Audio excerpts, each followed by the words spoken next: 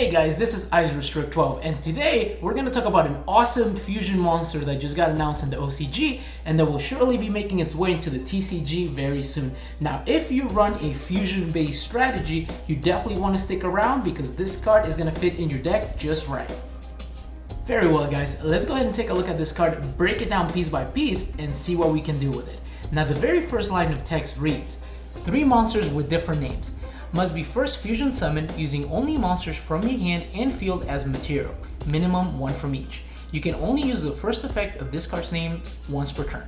If this card is fusion summoned by a spell card, you can draw cards equal to the number of monsters used as material from the hand. And if you do that, destroy cards your opponent controls equal to the number of monsters used as material from the field.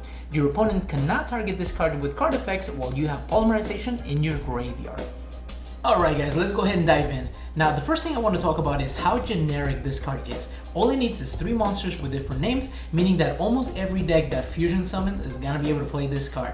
Now the other cool thing about it is that it is kind of modular. You're going to be able to use this card depending on what your needs are. So for instance, it gives you the option to use monsters from the field or monsters from your hand as fusion materials. And if you use 2 from the hand, 1 from the field, you're going to be able to draw 2 cards and destroy 1 card on the field. Or if you use 2 from the field and 1 from the hand, you're going to be able to destroy 2 cards on the field and draw 1 card. So depending on the game state, you're going to have the option to do one or the other. Of course, given that you have the the monsters in your hand and field to choose. Sometimes you might be locked into one, but still a pretty cool effect because regardless of what you do, you're going to be able to pop cards and draw cards by fusion summoning this monster, which is great.